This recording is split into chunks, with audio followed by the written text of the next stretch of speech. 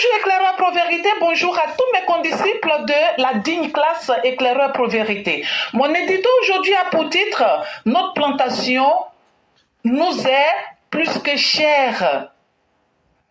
Elle nous est précieuse. » Une plantation, vous le savez, est un terrain où le planteur fait pousser des plantes utiles. Le fruit de son labeur lui permettra ainsi de se nourrir et d'entretenir sa famille. Une plantation, qu'elle soit de café, de cacao, de véa ou de banane, requiert beaucoup d'entretien. Car si vous n'y prenez garde, l'ivraie, cette plante envahissante, peut nuire à votre plantation et réduire de façon quantitative et qualitative la récolte. Un pays est tout comme. Le planteur ici est semblable au président de la République, le père de la nation. Et l'ivraie, cette plante nuisible, est semblable au candidat qui rêve de se faire élire. Seulement, ils ne sont attirés que par les fruits des efforts colossaux faits par l'actuel bon planteur. Attirés par les économies générées par ce dernier, ils viennent dans la précipitation en se léchant les babines. Et dans cette précipitation, nous décelons leur intention profonde de prédateur. Il y en a un qui est mythomane. Chacun de ses discours est truffé de mensonges éhontés. Et cela ne semble pas le gêner. À peine qu'on parle du dernier, qu'il en pond un autre. D'autres semblent avoir oublié tout. Ils semblent avoir des troubles cognitifs. Et c'est vrai.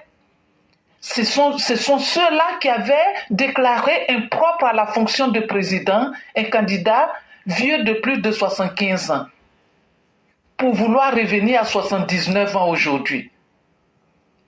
Le général de la rue, lui, a oublié son passé de tueur validé par son article 125. Ne parlons même pas de Soro Guillaume, le tueur, l'usurpateur de la guerre de Koulibaly, Ibé.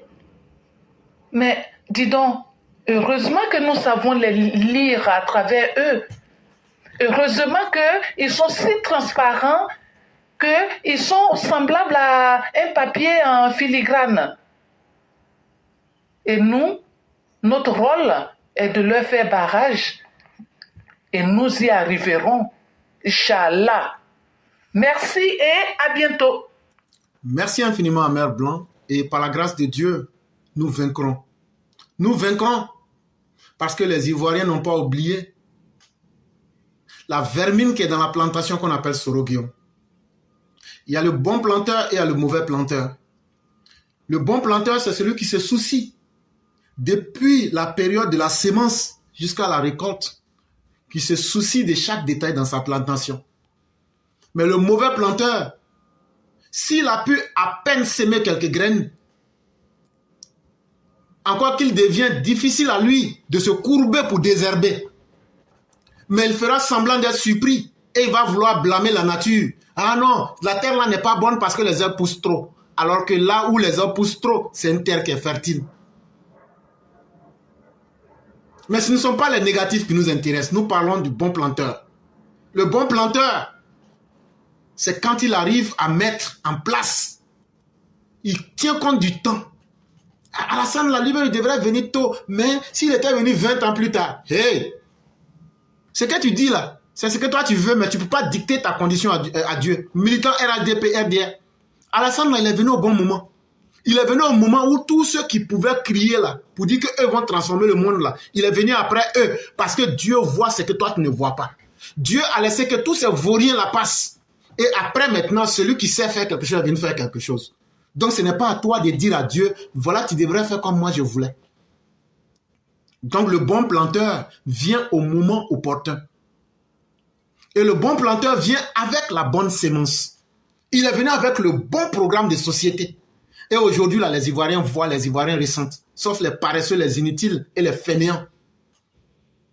Le bon planteur, c'est celui qui sait quand et comment désherber, enlever les mauvaises herbes. Et Alassane Ouattara, depuis qu'il est là, il n'y a aucune mauvaise herbe qui a prospéré. Tous ceux qui ont tenté savent ce que vaut l'armée de la Côte d'Ivoire. Tous ceux qui ont voulu faire des coups d'État ont été pris comme de la vermine.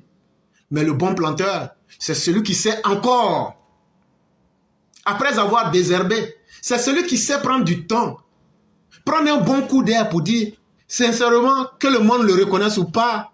Quand je vois comment mes plantes évoluent, je peux vous dire que j'en suis fier et que mes efforts n'ont pas été vains. Hey, sinon on veut, on n'a qu'à dire qu'Alassane Ouattara a travaillé. Si Chaka Dian veut, il n'a qu'à dire qu'Alassane Ouattara n'a pas travaillé. Mais Alassane Ouattara lui-même là, il sait qu'il a travaillé. Les gens conscients savent qu'il a travaillé. Les Ivoiriens conscients, les Ivoiriens qui ne sont pas ingrats savent qu'il a travaillé. Donc là, on n'a pas besoin des sentiments d'un fils de saisonnier sénégalais venu du Soudan français, précisément du village de Dagana, pour nous rappeler que la Côte d'Ivoire va mal ou va bien, alors que le Sénégal est même dans la patate chaude. Mais le bon planteur, après cette satisfaction, c'est celui qui sait présenter les fruits de sa récolte aux autres. Et Alassane Ouattara, aujourd'hui, il est un modèle en termes de développement humain. Que le monde le veuille ou pas, la quantité de ce qu'il a produit est là. Comme quand le planteur vient avec ses sacs au village, tout le monde va en dire, ouais, toi tu n'as pas perdu ton temps.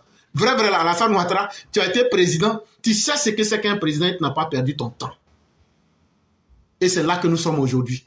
Et merci à Mère Blanc pour cette métaphore qui est hautement utile et qui est tellement bien placée. Et nous disons merci à toutes nos mères, merci à toute la plateforme Éclaireur Pro Vérité, merci à tous ceux et toutes celles qui font des efforts pour soutenir cette classe et cette idéologie. Continuons de croire en cette Côte d'Ivoire de dignité. Soyons fermes dans nos résolutions. C'est ça qui fait la différence entre les hommes. Ceux qui tiennent à ce qu'ils disent et qui font ce qu'ils disent. Et nous faisons partie de ces personnes-là. Nous ne sommes pas beaucoup. Et ce sont les enfants qui ont eu des pères et des mères dignes, qui peuvent dire quelque chose et le faire. Il y a combien qui seront comme nous? Il y a combien de milliers de personnes qui s'ajoutent à nous chaque jour, qui vont suivre notre exemple? Nous vous disons, nous vous lançons un premier test. Et nous avons déjà déclenché le processus. Nous n'avons pas dit que vous devriez faire quelque chose. Nous sommes venus et nous vous avons dit aujourd'hui, on a fait ce qu'on avait dit. Et rien ne nous est arrivé. Ça veut dire que vous pouvez faire la même chose.